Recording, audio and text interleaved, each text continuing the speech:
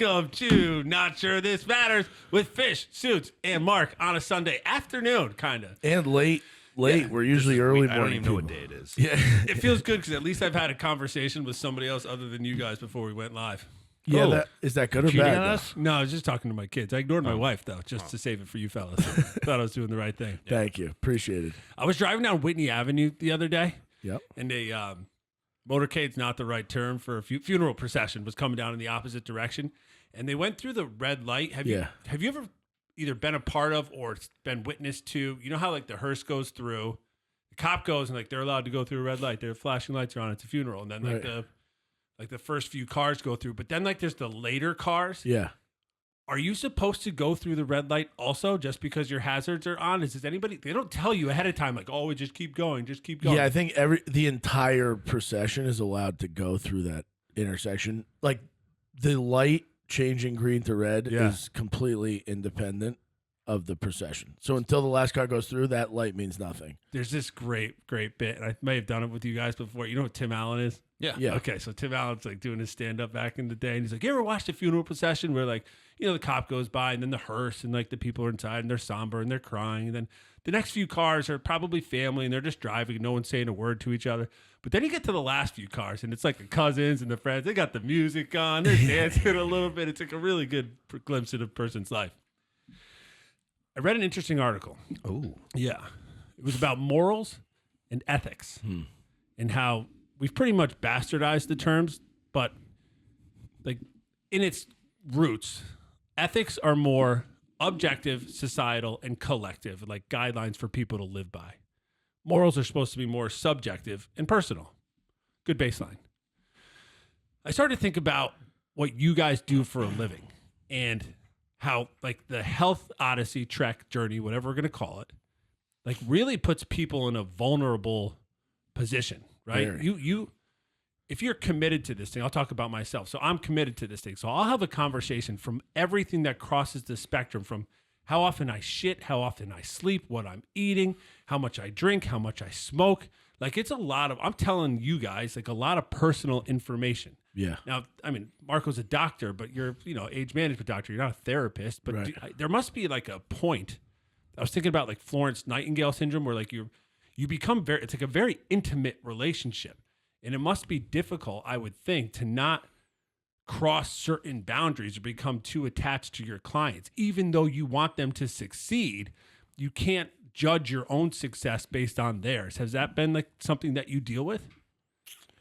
Too deep for the beginning of the pod? No, I mean, this way to wake up on a Sunday morning with this. Sorry, it's just been on my mind. Church? No, it's awesome. Church. I think of it a couple different ways as it pertains to morals and ethics. Morals, I think, is the right, wrong type of it. Yep.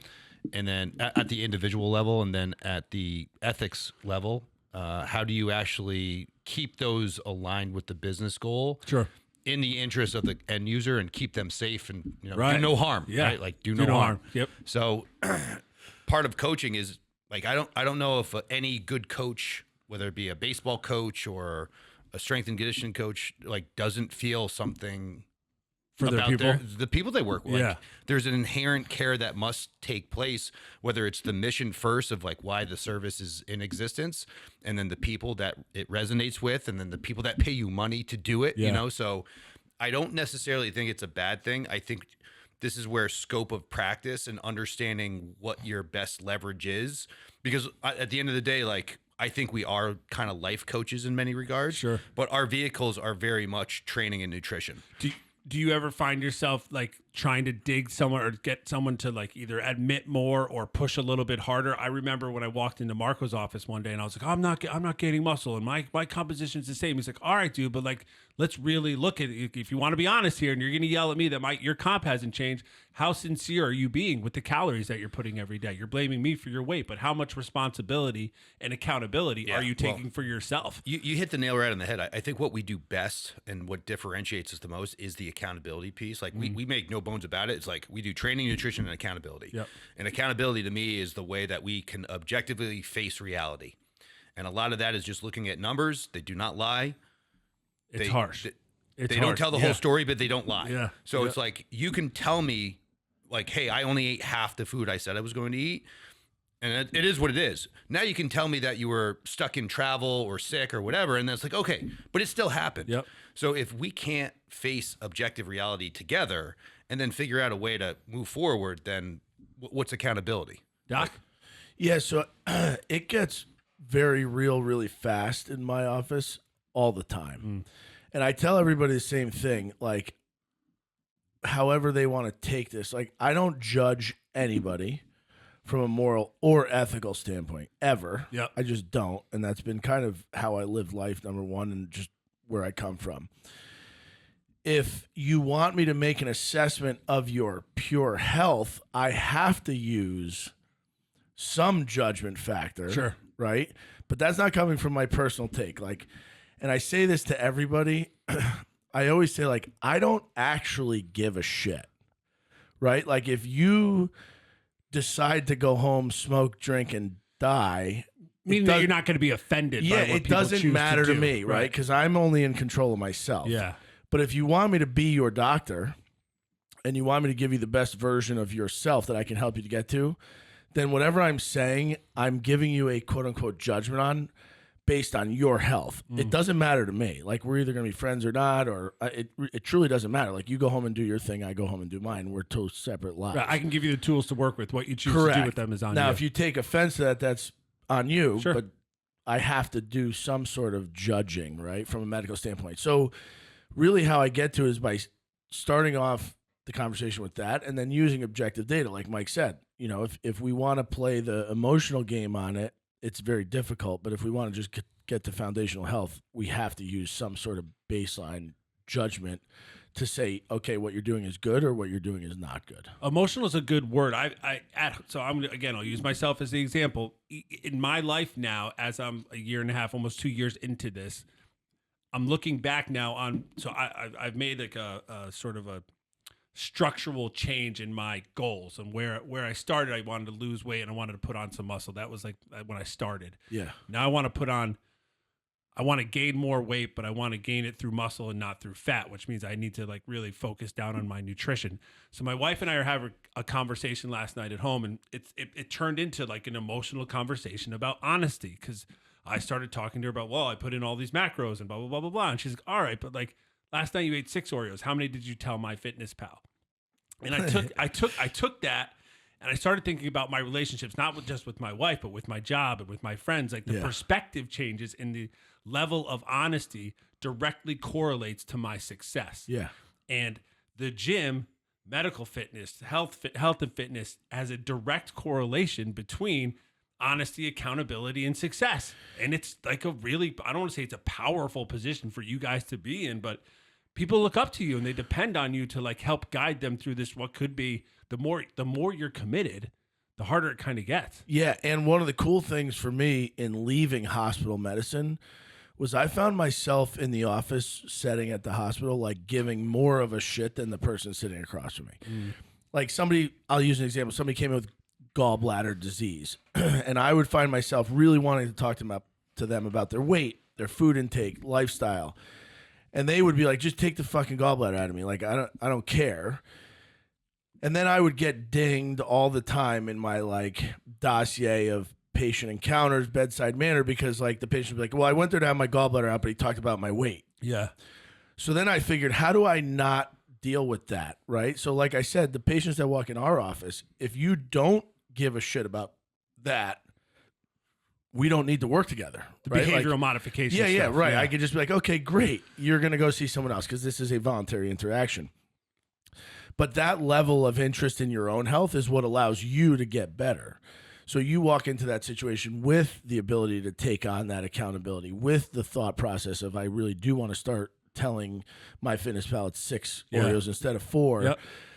And then you start reaping the benefits of that interaction because you care as much as I do or as Mike does about your health in general. Those were some buzzwords that jumped out to me in last week's episode, is the behavioral modifications that need to accompany these life changes.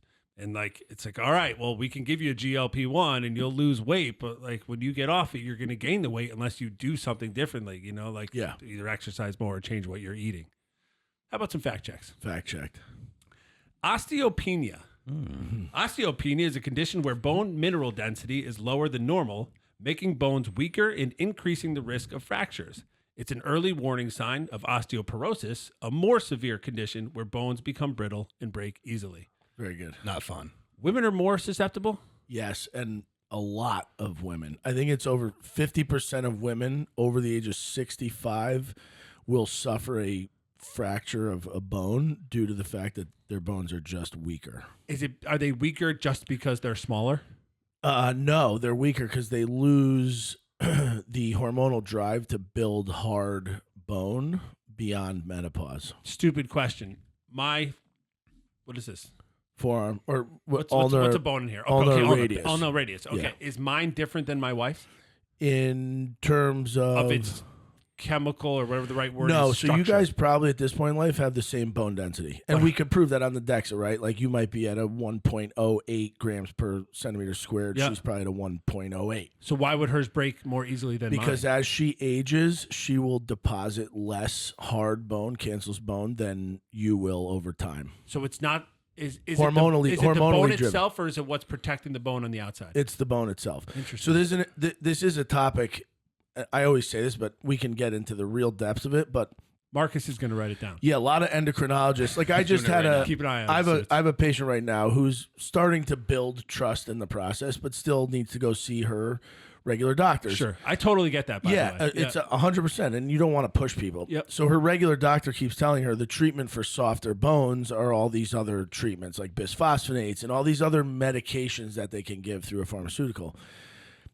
And calcium and vitamin D and all, and that's great. But if you don't have the hormonal balance, you will not make the bone. And it's been proven time and time again that testosterone and estrogen build stronger bones and real stronger bones. Like if you took a biopsy, they're actually hard. What you're saying is interesting though, because many people will take the calcium, vitamin D, the bisphosphonates, and it'll look like the bone is harder because on an X-ray it might look thicker, more dense. Yeah, but it's actually not if you were to biopsy it. So and I'll let this go after this. Your hormones are telling your body to do something that will tell your bones to get harder. Correct. It's not like testosterone makes my bone harder. It's something that testosterone is triggering in my body to create another chemical response. Correct. But the other side of that is like the mechanical loading that is required to build any tissue, but it's especially bone. Yep. Like they've done studies with astronauts. Once they go and once you become in an anti-gravity situation, like your bone density drops precipitously because you're not weight bearing. Oh, so you're not so actually... your bones just start to get rid of its density because if you're not using loading it, you're going to lose it. Correct. Use it or lose it. So your cellular function at that level is almost not 100%, but greatly dictated by the forces that it has to deal with. Yeah. That's why why you build muscle. Yeah. We're resistance training. Well, as a side effect of that, your ligament gets stronger, your tendon gets stronger, and your bone gets stronger. Yes. Right? It's just on a different timeline. Which would lead more to the evidence that a man's bone is stronger, quote, than a woman's because we're just bigger people. And we're putting more stress on the body. And that's and the another bone. reason why the way that we would train women is with resistance training, not like this uber hit metabolic crap that you see in most commercial models. Which actually does the opposite. Correct. Yeah, because it increases stress. Well, we'll get into it, but The Program. The Program is a 1993 American sports drama film starring, ready for this? Latimer. Good lineup, I know. James Caan, Halle Berry, Omar Epps, Craig Schaefer, Christy Swanson, and Joey Lauren Adams. Yeah. Dude, that is an all-star cast. Seat at the table, or what is it? We're going to get there. This film touches on the season of the fictional college team, the Eastern State ESU Timberwolves, baby. At As Wolf they- Den Stadium. Yeah, you nailed it. I took that part out. Thank God you were here. I have no idea. As they deal with the pressure to make a bowl game. The story involves alcohol and anabolic steroid use, receipt of improper benefits, and overall college life. So it was NCAA exposure. That's right. It's basically the NIL. Yeah, the before NIL. I mean, it was a seat at the table before. Famous lines from the movie include, "You do what you have to do to play, Yep. and let's put the women and children to bed and go looking for dinner." I love it. Indeed. This is a long one, so I'll try to get through it quickly. All right. Ready? Or take your Ketchup time. versus catsup. Yeah, take your time, Matt. All right, deep breath. Catsup. Testosterone day. Fucking back off, man. Catsup and ketchup refer to the same thing, a tomato-based condiment, with ketchup being the more widely accepted spelling in most English-speaking regions, while catsup is sometimes used in certain parts of the U.S., primarily in the South. Ketchup can be found in about 97% of America's 125 million households. Wow. In fact, the average American eats about 71 pounds of ketchup in 1 year. Regarding refrigerating ketchup, ketchup is shelf stable because it contains natural preservatives like salt, sugar, and vinegar. However, exposure to air after opening it can cause the flavor and texture to decline. Refrigerating ketchup slows down the spoiling process and helps it last longer. So diners and restaurants turn it over so fastly that refrigerating doesn't matter. Finally, this one's for you guys. Love it.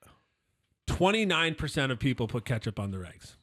That's it. Just 29%. That seems high to me. That seems low to you guys? Yeah, low. I figured it was the only way to eat it. Now, what's absurd? quick little side note: the Heinz, John Kerry, our old, I think he was Secretary of State, And ran for president, was married to the woman. climate guy Heinz. Yeah. Big ketchup family. Oh, that's it. Yeah, Heinz I'll tell you ketchup. the fun fact. That is the fun fact. Dude, great fact check.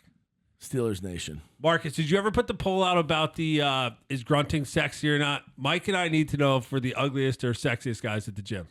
The sexiest. All right, you did it. All right. Can you also put out who puts ketchup on their eggs? Let's put an end to this thing. I'm going to say it's less than 30%, like the fucking data says here. I love ketchup on my eggs.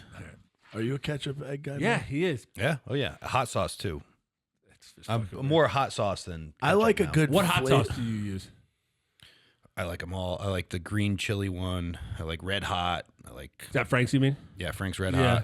Hot. Tabasco. I really like green Tabasco. I really like the flavor Cholula. of hot sauce. Yeah. Like I love the smell, the flavor. I hate actually though when my mouth. Yeah, I'm the fucking same way. Hurts. I think I don't know. Frank's is a good balance of Yeah. those. Yeah. What's the original one? The original Tabasco? Like, that's all that is. That's just heat. Like I'm out somebody on once that. for Christmas bought me this like ghost chili pepper thing. Oh, I'm like, dude. what are you trying No. to fucking Yeah, do to dude. me? Like, Yeah. right? No, I like flavor. I don't like just heat. Yeah. Like, I want a tang. Have you tried Texas Pete? Yeah. Yeah, it's pretty good. Yeah. It's pretty good. It's closer to the Frank's. I agree. line, Yeah, I agree. And it's Pete's. If you can't taste it, it's It's Pete. Like, I would pet it.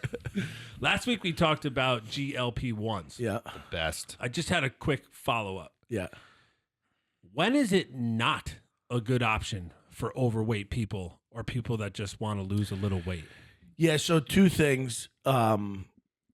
I have this conversation sometimes because people just want to get it. Yeah. And I say, well, we need to either do it the right way or you're not a great candidate. So things that I look for Yeah. are if it's a small little gap in weight, Yeah. it might be easier just to like change your intake a touch, right? I'm saying in a couple people. Okay. The other thing is you really want to make sure that your pancreas is functioning well. You don't have past thyroid issues. There's a couple things that you want to watch out for, but the pancreas functioning well and fasting insulin is a big deal because I get a lot of people that come in that are severely overweight. Mm-hmm. Now, they'll want a GLP-1. If their fasting insulin is already in like the 35, 40, 50s, super duper high level of normal, and I give them a medication that's going to make that go higher, my concern is they're already insulin resistant, right? So their pancreas has to scream so loud at their muscles in their body to use sugar that it has to overproduce insulin. I'm going to now increase that more, right? I'm going to give them a medication to stimulate more insulin production. I get very nervous because the data is not truly there yet to show burnout rate of pancreatic tissues like the islet cells to produce more insulin As a result of GLP-1s. as a result, right? Or completely overwhelming an already insulin insensitive system with more insulin, making it more insensitive. So somebody once commented, because back in the day, even before I was doing age management, I got on the GLP-1s hard. I was like a very strong critic. And my criticism was only that. I think it's a great tool if used the right way. But we have these For online overweight people or for anybody? for anybody. Okay. And overweight especially. But like you have to do it the right way, right? So if you have these online clinics that are just throwing it out there like candy, you might be forcing someone into becoming a type 1 diabetic. So if their markers are okay, if their pancreas and whatever the hell else you just said is good, Yeah. and you're the first thing you said though is that, all right, well, if you just want to lose a little bit of weight, let's probably just work on the behavior modifications. That's probably I don't want to say safer, but maybe a better or more responsible way to do it. Yeah. But there's people out there, and I'm one of them, that has made a shit ton of behavioral modifications, and I still can't lose belly fat. Yeah, and here's what I would do. I don't mind, say, incorporating a GLP-1. Yeah. And in that time frame where your appetite has been suppressed and the GLP-1 is kind of working and doing its job, you relearn the new state of mental being to like eat that little bit less, and you're not so driven by the distraction of food. So could you then say that somebody who has made behavioral modifications but has like a little bit harder of a time to lose a certain amount of pounds or belly fat, or pick your term here, that they might have a higher success rate with the GLP-1? Of course. Okay. All right, cool. I think the whole crux of this conversation is like the behavioral modifications is the long play. Yeah. And when you have these things that are by definition additive, they amplify the effects that you would get if you were just to use those, and then your success becomes solely dependent. And success is a very limited outcome measure in this scenario. Yeah. That once that goes away, you're fucked. Yeah. Yeah. And that's what we're trying to avoid. Sure. I Right? started to think about things. However, all those other online clinics that just say, oh, you qualify for a GLP-1. Right. Here. Right. It's like, well, I'm out on that. there's another And like, the other huge cost to that later on. And the other cool thing about like what we do, me and Mike talk about it quite a bit, is if I'm going to give someone a GLP-1, the biggest kind of distractor from the progress needed to not lose muscle is you need to work out and eat. Sure. So the whole protocol we have is you're going to continue to work out and eat. Yeah. You're going to get the benefit. And they've proven if you keep your protein intake up and you keep resistance training, you won't lose percentage-wise as much muscle. Now, will you lose some? Yeah. And I don't know. Everybody out there will argue like, well, you give someone a GLP-1, they lose muscle because they lose weight. Well, if anybody's done a big bulk and a big cut, which I know very well now, right? Yeah. Anytime you cut, I don't care how fucking good you are at the game, you will lose some lean mass. Okay. It's impossible, right? Bodybuilders at the extreme version of doing this still lose lean mass on a super duper cut for a show. So yeah, it's just decreasing the percentage of lean mass loss. But overall, as an additive, like Mike said, it's a beautiful tool to have. And it's not much of a cheat code. I started to relate it to, I mentioned on the last pod, like they put me on Suboxone when I left rehab, but it could also be like insulin or an inhaler. Like people need Vyvanse. Yeah, people need. You gotta remember, like why do these drugs exist? Yeah, exactly. To make our lives better. Yeah. It's just like if we use them incorrectly, it's only a short-term effect that we're seeing and judging the efficacy of said, supplement, pharmaceutical or whatever. So to circumvent that is just do the things that you should be doing and then add these along. And we never really learn, like humans are dumb, right? So we saw the opioid crisis. Opioids were brought into play to help for in surgery and post-surgical pain relief. management. Yeah. And they are amazing at doing that. Like if you restricted them to in-house hospital or you said to somebody, hey, you're only going to get 10 of these pills, that's it, we would be in a good place. But we don't learn our lessons. So like the GLP-1s, we still didn't learn. How didn't we learn? Because there are good doctors with reasonable brains, good nurses, good PAs out there that are falling into the trap that they're like, oh, yeah, I could sell 5,000 of these with and make some money. Well, you're about to fuck us because in another 15 years, now it's going to be like the opioids where we're going to be like, oh, shit, here's the consequences to overuse. I will say with confidence, if you get prescribed it from me, I am a firm believer in the onboarding, as we talked about, and then the offboarding. You have to have an end game to get off it. Got to have a plan. It is purely an additive. It is not something to sit on and rest your entire weight loss journey on for the rest of your life. Men and women are different. Yeah. I've read that somewhere. I think so. A touch. Well, Research. Men have wieners, hot dogs and donuts. We touched on that before. I don't know if it's that simple anymore. yeah, complicated. Do men and women train the same way? Is Like, a should woman's they? exercise program the same as a man's exercise program? At the highest level, like the principles that govern physiology, biology, neurology for both men and women are the same. You start to go into nuance, the more advanced someone is, the actual outcome measure, the medical history, so you can really start to like leverage those differences. But at the most 30,000 foot view, Yeah. like you train them and look at dietary strategies roughly the same. I'm picturing it like say you're going to choose your courses for your college curriculum, right? And you get a list of things to choose from. Is the list for a woman's the same as the list for a man's? Is a woman going to do RDLs the same way a man's going to do RDL? Is there any exercise that you would prescribe to a man that you wouldn't prescribe to a woman, or vice versa? Yeah, the differences in exercise prescription and the parameters would not be based on gender per se. Okay. It would be more based on, let's say, their unique movement signature, medical history, or other things that we have to take into account. But like I could say the same thing for two guys. Sure. So it's not an X and a Y, it's an A Correct. and a B. Okay. Yeah. What about do men and women metabolize at the same rate? Are their metabolism rates similar? So I started to read on it, and it looked like, or read to me, that the biggest foundational difference between men and women as it relates to nutrition and exercise was simply based on men are bigger than women. Yeah, for the most part. Okay. So you'll metabolize at a higher rate just because you're just a bigger. There's more overall mass, Okay. and the majority, like theoretically, men have more muscle mass than women on average, right? So again, but when you're looking at calories in versus calories out, that has no concern if you're male or female. You still have the same levers. It's just what levers become more useful in that particular situation of that person. Some of the research went on to say that women recover faster than men. And then I wondered if it was the adverse of the reason that men grow faster than women, because we're bigger, we grow faster, therefore we recover slower because for the most part, smaller. Like bigger systems and therefore bigger muscles take longer to recover. Yeah. Not only is it just the sheer muscle mass, but it's the type of muscle mass. So men have a prevalence of what's called type 2 muscle, and women have a prevalence of type 1. So type 1 is more of your longer, slower musculature. Can you give us some examples? Which is based so your the makeup of any muscle, let's just say your bicep. Yep. Let's say it, just for the sake of this, it's 50% type 1, which that muscle wants to be under a longer time, a longer duration, lower intensity type work.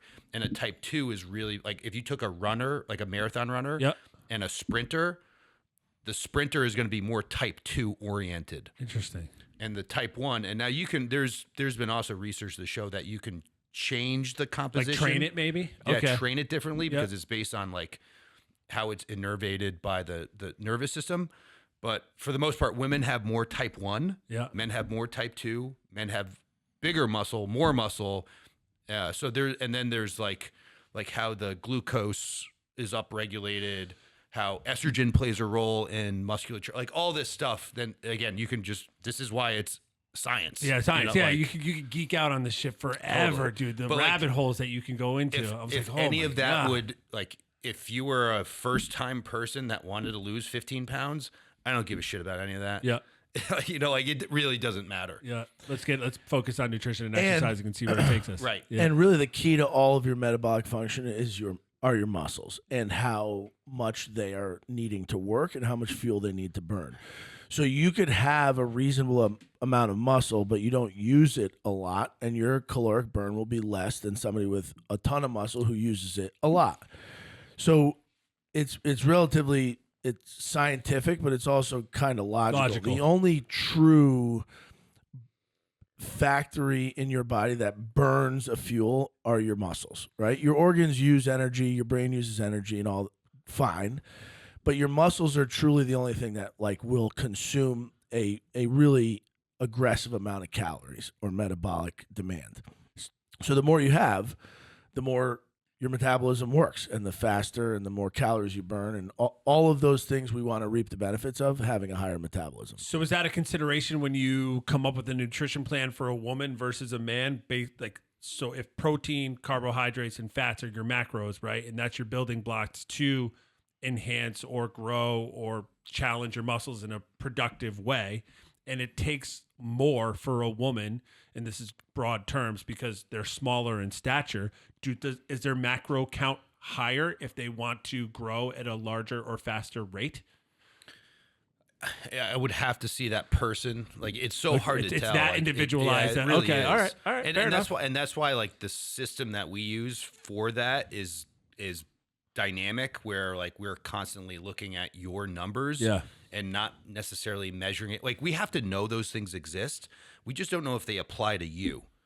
You know, so like if we say, hey, this is, you got to lose 10 pounds, we got to put you in X amount of caloric deficit, we got to train this way, whatever, and then that's not really working at the size or rate of change that we believed. Yeah. Maybe it's one of these other things. Okay. Yeah. But it would never negate what we started off with. Like that's like the safe bet. That's fair. And then that's where a lot of your hormonal control comes into play, because like a peri or postmenopausal woman who says, well, I eat the same as I did 10 years ago, I move around the same, but I can't build muscle, I'm getting fatter. Well, yeah, because your muscles have no signal to use the calories you're getting to build more muscle. So yes, indeed, that is a fact. Let's put it, because this has happened before. It's like, all right, we give this person this much calories from these macros, and success is going, and then it starts to just plateau a little bit. We send them over for advanced diagnostics to the health side, and Marco does an RMR on them and says, hey, they actually way better at fat burning than carb burning. So we can take the same plan, the same calories, and just tweak the macros based on what the diagnostics be like. Money. Yeah, and all of a because we sudden could have been progress 80% kicks back right, up again. But the you know, like there's making that 20% change gives them a 50% lift on benefit. Yeah. You know what I mean? So Or- that's the cool thing working like And that. you see a lot of skinny fat people. It's very hard to judge skinny fat. So you see a lot of people that are in shape, men or women, that come to the gym and they're like, well, I can't eat that much. I'm gaining weight. I'm losing weight. Oh, but I'm in great shape. But really their muscle mass is crap. So it's hard to really determine their caloric intake and macronutrient profile based on that, because you can't really tell, which is where like a DEXA scan comes into play. Then we could say, hey, Mike, Johnny is actually 29% body fat, even though his BMI is spot on at 26. He's skinny fat. So like you really need to be careful with Johnny's fat and carb intake. He just needs purely a protein type. Your clinic has sleep studies as a part of it, yeah? Yeah, we have. I don't do it myself, but I have a really close relationship with an awesome service. Do men and women sleep differently? So there's been a lot of studies on it, data driven, that women require more sleep than men. So When you say require, what does that mean? like completely to reset their battery, To right? gain the most benefit that sleep offers a human being, a woman requires more of it. Yeah, Got it. Correct. And the science, not to get, this is a very in-depth scientific lecture in a classroom, but Marcus not will write it down. You Yeah, got not it. to get too deep. Yep. When you sleep, you're actually resetting your ATP, Okay. right? You're resetting your energy formation equation. So unless you get enough sleep, when you wake up, you can't really, your battery's not recharged. So you are exhausted and you are tired because you haven't been able to reset that essentially electron transport gradient. My sleep sucks. I've not been shy to say that on this podcast.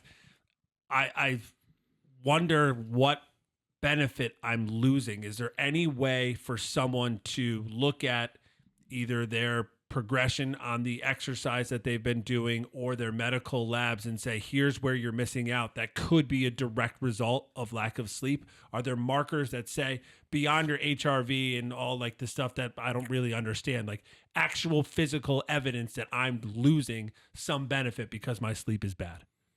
The most overt sign would be your numbers are getting worse.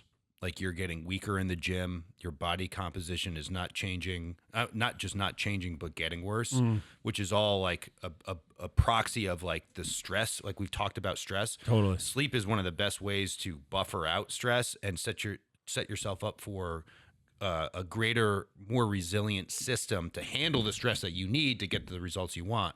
So if you look at all the sleep studies on sleep deprivation, how it pertains to wound healing, immune function, hormone regularity, like all that stuff does matter. Yep. And the more advanced you get as you near your 2 years in and 3 years and 4 years, the smaller things matter more Yeah. because it's compounding interest in the right or wrong direction. One of the articles I read was talking about people in retirement and how much benefit and how much better the quality of life gets because those outside stressors start to dissipate as you you drop work and like you just get to relax a little bit more, and all of a sudden not just their quality but the longevity of their life expands.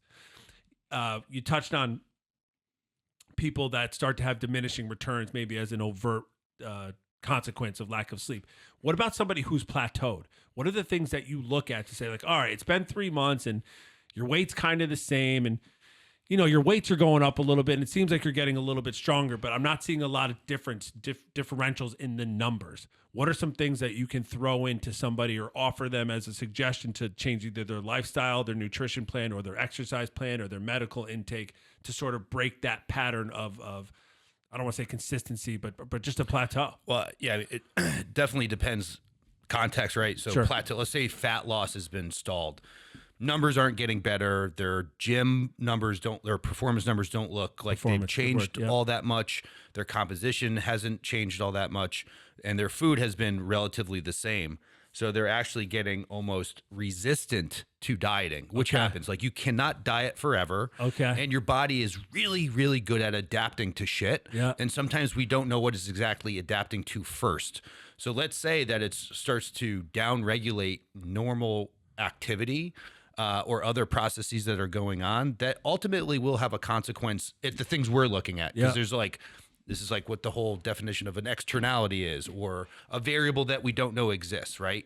So a good way of doing it is like, hey, we ran this course of, hypocaloric dietary strategy, this type of programming. So the best way to do it is to change up some things. Let's give you more food. Let's cut the reps. Let's cut the demand and see what happens. So I'm laughing now because this is unscripted, but I just Friday, I complained to my trainer. I was like, I'm plateaued and nothing's changing. And the first thing he said is, we're going to up your carbs from 320 to 400. And I bet you see some changes. Yeah. It's pretty, you're good at this. You're good at this. Doc? Yeah, I mean, on the medical data-driven side, a plateau in weight loss or muscle gain is hard to appreciate on my side. But what about somebody that's in your HRT program? Yeah, so we could have hormonal changes, thyroid changes, testosterone changes, estrogen changes. We could have cortisol changes.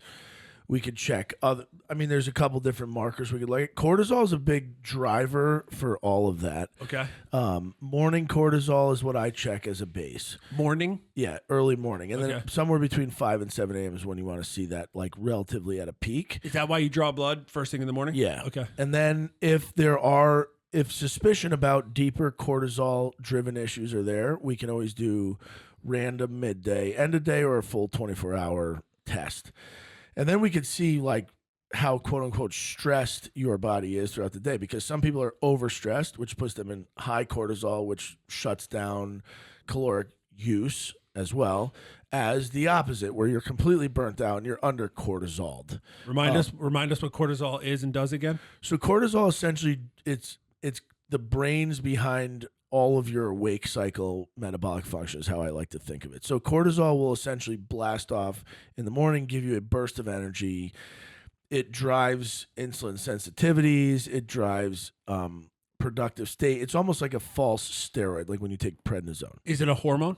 Yeah, it's a hormone. Okay. And there's little glands above your kidneys that make it, called your adrenal glands. So cortisol, you kind of need to get your day going. It's kind of like the spark in your step. Is it something that can be prescribed? Can someone take a shot of cortisol? No, you wouldn't take cortisol. You take a synthetic version. It's kind of odd. We have bioidentical. Take the opposite. Take the anabolic. Yeah, we have bioidentical everything. Yeah. And the one hormone in your body that truly overrides everything, we're really, really bad at kind of dealing with. And cool example of this, I just met somebody over the weekend, and they gave me a little pop quiz. Okay.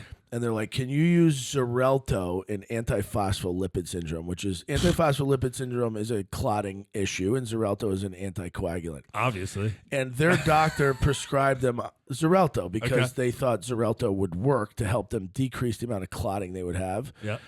Well, because this person randomly had a clot early in life, they were put on Xarelto. Well, it's the wrong drug that doctor used, and what ended up resulting in was a case of the adrenal glands of this patient that make cortisol becoming infarcted, getting clotted out, and not working anymore. So this person is now on around the clock, heavy duty steroids. Oh boy. Solucortef and some other ones that mimic cortisol. But it's a pretty fucking shitty way to live because you can't really monitor it well. Like that part of your body, it's almost like your pancreas with insulin. You need ups and downs, and you kind of need ebbs and flows, and it's a reaction excretion of cortisol rather than like, okay, I'm going to give you X amount in the morning, X amount at night. So now this person is kind of screwed. But that's how important cortisol is and how bad we are at regulating it. So the ups and downs, like I've learned a lot from you two and from doing this with you guys, like the ebbs and flows of your body and your life are really important to change. Like you talk a lot about in the variability and change, and like you're talking about in hormones, like it's the plateaus are no good. You want to keep things moving and things peaking and But balancing. I have a thought. Sometimes I like to say this to people. A plateau or quote unquote maintenance phase that you might be in, we can't look at what we don't have. We have to look at what we have. So if you've made progress and you hit a plateau, that's actually not a bad thing. That's really good because it means you're not regressing. Sure. Right? Because I get a lot of patients that are like, well, when I started this, I felt tons of energy and and I'm working out more, but nothing's changed in the past 3 weeks. In the first 6 weeks, there was huge change. Well, the delta in the first 6 weeks might be drastic because you went from complete garbage to really good. It's that last couple % change, which is the rest of our lives trying to adjust to and not regressing, that we should look at as a positive change. So I'll speak to that. So I think part of that is as the consumer or somebody that's trying to get more into this, like I think that there's a latent almost fear or concern that this plateau is not my new normal. Right. Because you're saying that the changes that you're now referring to that are going to be on a smaller percentile is if your new baseline is this plateau that's being perceived right now. And for someone like me, it's like, all right, like, hey, this is my plateau, but I'm just as scared to go backwards as I am concerned that I'm not going forwards. Right. And so I think there's some of that there. I always say, because this comes up a lot, especially with diet stuff, it's like, well, sometimes not going backwards is progress. Yeah, I think you that's know what true. I mean? Yeah. And it's just like if you want to look at an extreme example, well, you didn't relapse. Yeah. You still want it, but you didn't. You didn't fold. You know what I mean? So it's like, and that's not to say that like we can't get better. It's just like it not now. It's not the right time to make that judgment on like, is it pass fail? I'm really starting to hate when people use other people as a comparison for progress. Yeah, I used to do it all the time. Like I'd be like, oh, I want to look like Mike, or I want to have big muscles like Marco. And a huge benefit or learning curve that I've been blessed to experience is now I compare myself to myself. Yeah. But it adds a level of I guess control and because I'm musculature growth and losing weight and losing the right weight and the calorie input. It really, I need to make sure that I stay within myself. Like my macros aren't going to be your macros, and my bench press isn't going to be your bench press. But as it relates specifically to both medical intervention and exercise and nutrition, it's so tailored that it's almost hard for me to have a conversation about something like GLP-1s with somebody where it's like, oh, like Matt Nolan, I weigh 212.6 and I want to weigh 250, but I want to be my comp to be something crazy. And then someone says, well, that's fucked up because that person's overweight and they really need it. And here you are saying that you want to be on a GLP-1. How big of a issue, concern, challenge, limiting factor is a person's ego, and like where do you draw the line where you say like, look, dude, like work on the behavioral mod before you offer something like a medical intervention? What's the question? Like how important is tempering somebody's ego to make sure they're progressing at like the right amount and like safely? I try not to discourage. I think most people have great goals. Yep. I really do, and even if they're super ambitious, most people have shitty timelines to achieve it. Like most people, if like, hey, I want to lose 50 pounds. Oh, fantastic. Yep. When? Next week. Yeah. You know what I mean? That's like a tough one. You could probably get anything you want if you just expanded your timeline by 10. Yeah. But people have a hard time dealing with that because then they think of most people are like what they're trading off. Like we had a conversation before this. Like you can trade off money. Yep. Or trade off time. Most people value the time more now, like where you are in life, and they'll be glad to give you, here's the money, I want my time back. You know, so I think part of it is just making sure that they understand that progress is being made, that the rate of change is happening, and we're going to hit, it becomes inevitable that you will hit your goal, and giving them the reassurance that that's happening is probably the best thing we can offer them. If you put the work in.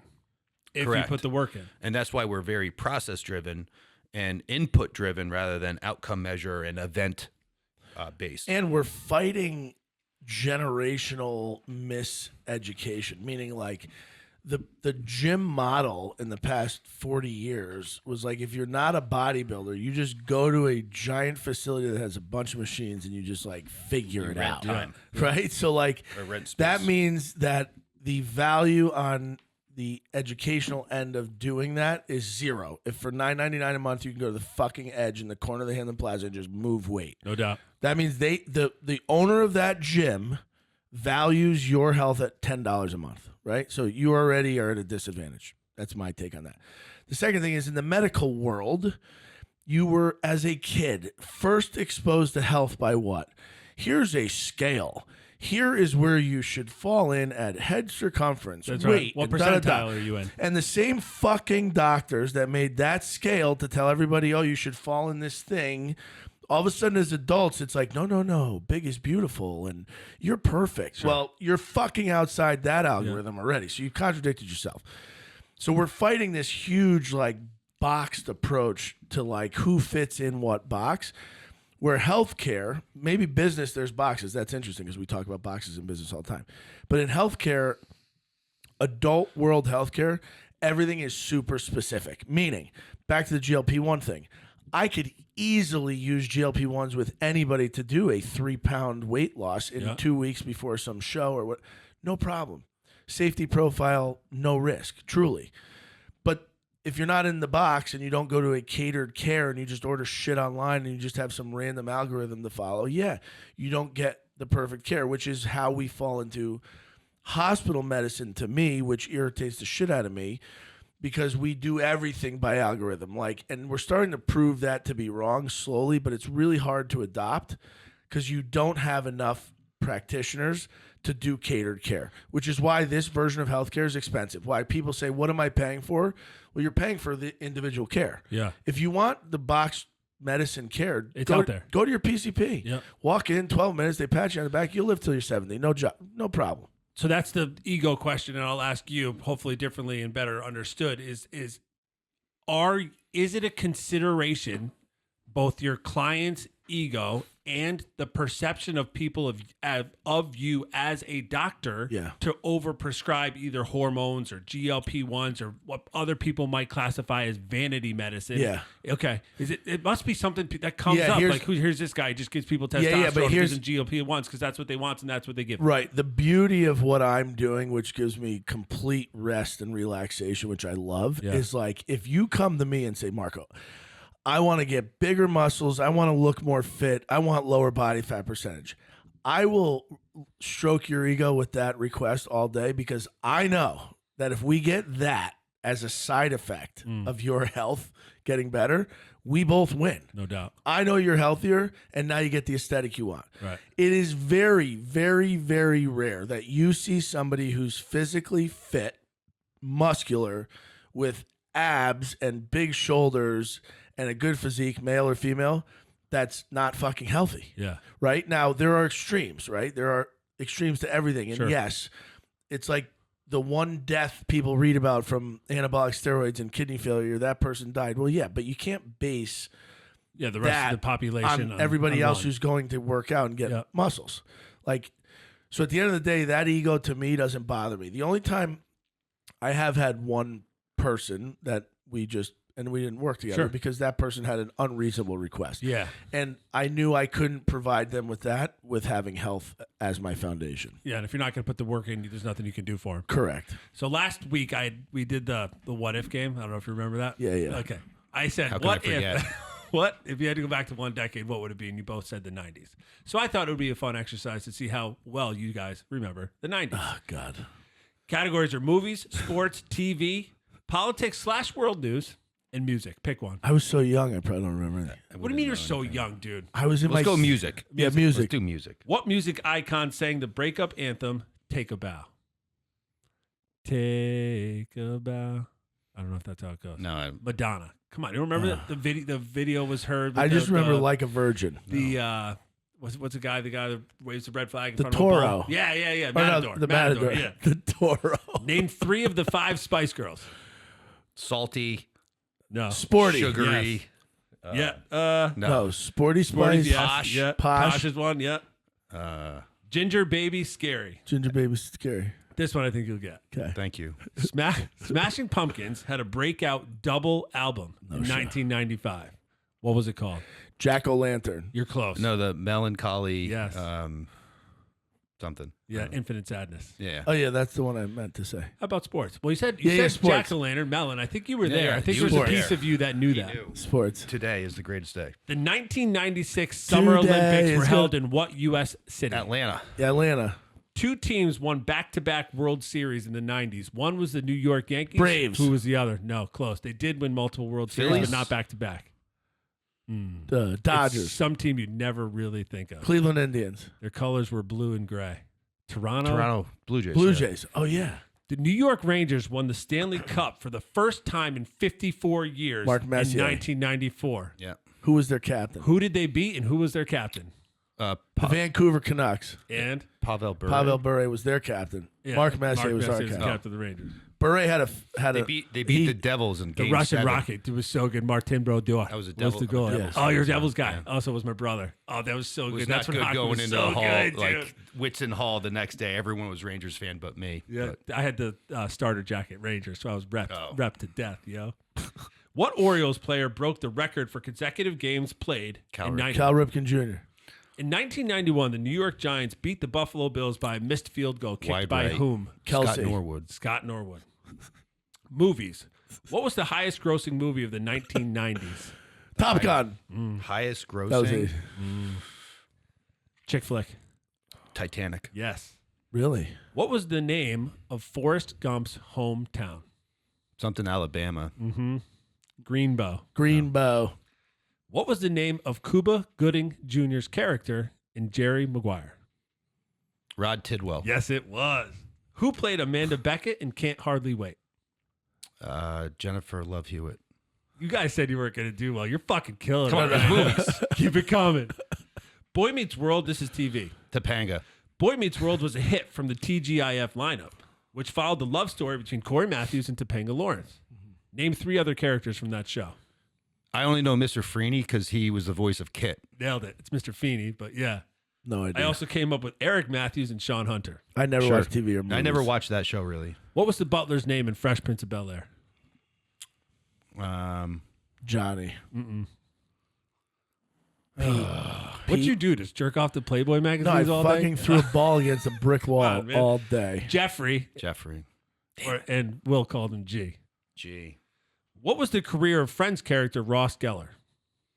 Wasn't he Poet. like an archaeologist? Or Yes, like a paleontologist. Really? Last one. You'll know this one. Yeah. In Full House, Yeah. all right, you're a fan. You know this one. What was Becky's last name? Tanner. No. Oh, was that Becky? Who's Becky? Aunt Becky? Yeah, Aunt Becky, yeah. Stavronopoulos. Yeah, his girl. Becky. She Donaldson. She No, paid to we get know. her kids into college too. Yeah. I love her Yeah. even Lori more. McLaughlin. Yeah, Lori Loughlin. Isn't that Loughlin. amazing how like she paid to get her kids into college for academics because she wanted them to go to a good school? That's a no-no. But like a random person can pay an athlete $8 billion to go play at a school, no fucking problem. Yeah, it's crazy. It's nonsense. No big deal. Makes sense. Last one. Ready? Politics and world news. Yeah. George H.W. Bush was president until 1993. Yeah. Who was his vice president? Potato. Oh, Yeah. Johnson Nunu. Yes. No. It's pronounced Muniu. Why am I can't even. Dan Quayle. Dan Quayle. Oh, damn. Iraq invaded what country that led to the Gulf War? Kuwait. A sheep was first cloned in the 90s. What was its name? Oh yeah, that was in China, I believe, right? Dolly. Yes. Last question. Lady Diana, the Princess of Wales, Yeah. died in 1997. How and where? Car in accident. a tunnel. Where? Wales? Paris. Paris, France. Yeah, you guys are pretty good. I'd say the 90s, you're relatively We got keen her. on. Yeah. We got her. in a Take me tunnel. back. We got T-shirts. Hit the DM. Yeah, Send yeah, us an so- email if you want to talk more about women's health. And We're gonna have an online shop for the T-shirts open very soon, great, and then any inquiries sent to the DM. Marcus. Marcus, Yeah. If you can't pet it, it ain't Pete. It's not Pete's.